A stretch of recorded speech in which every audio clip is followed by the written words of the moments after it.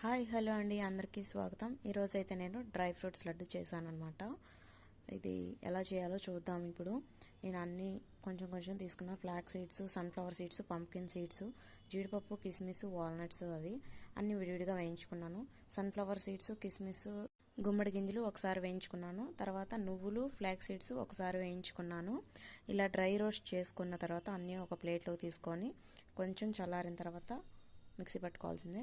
And ఇప్పుడు నేను walnuts, జీడిపప్పు, ఇంకా ఆల్మండ్స్, బాదం పప్పు ఇవన్నీ కూడా మేము డ్రై రోస్ట్ చేసుకున్నాను. అలాగే నేను విత్తనాలు తీసేసి ఖర్జూరాలన్నీ మిక్సీ పట్టేసుకున్నాను.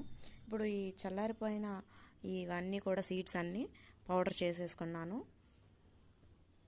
అన్నీ బాగా కలిసిపోయేటట్టు మిక్స్ చేసేసుకోవాలి. మరి ఎక్కువ పొడిలా చేయకండి. అండ్ పక్కన స్టవ్ మీద బాండి పెట్టుకొని దాంట్లో 1 స్పూను గీ వేసుకొని తర్వాత దాంట్లో కొంచెం ఒక చిన్న కప్పు బెల్లం వేసాను. అలాగే మిక్సీ పట్టుకున్న డేట్స్ అన్నీ కూడా వేసాను. జస్ట్ కొంచెం కరిగితే సరిపోతుంది బెల్లం, తీగపాకం అలాంటివి ఏం అవసరం లేదు. అలాగే కొంచెం ఎండు కొబ్బరి పొడిని కూడా వేసాను.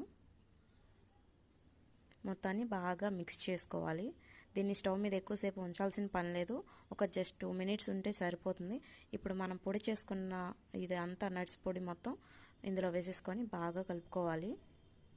మీకు నెయ్యి ఏమైనా సరిపోకపోతే నెయ్యి మళ్ళీ కొంచెం వేసుకోండి. నెయ్యి ఫ్లేవర్ నచ్చకపోతే జస్ట్ నార్మల్గా అయినా చేసేసుకోవచ్చు.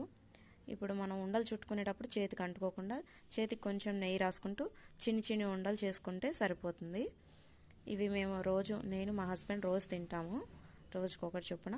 మీరు పిల్లలకి లంచ్ బాక్స్లో స్నాక్స్ కింద కూడా ఇలా పెట్టి ఇస్తే ఖచ్చితంగా తింటారు వాళ్ళు. ఇంకా వాళ్ళకి ఇంకొక ఆఫర్ లేదు. అంతేనండి, చాలా టేస్టీగా ఉంటాయి, ఎక్కువ రోజులు నిల్వ కూడా ఉంటాయి. Thank you. వీడియో నచ్చితే లైక్ చేయండి, సబ్స్క్రైబ్ చేయండి.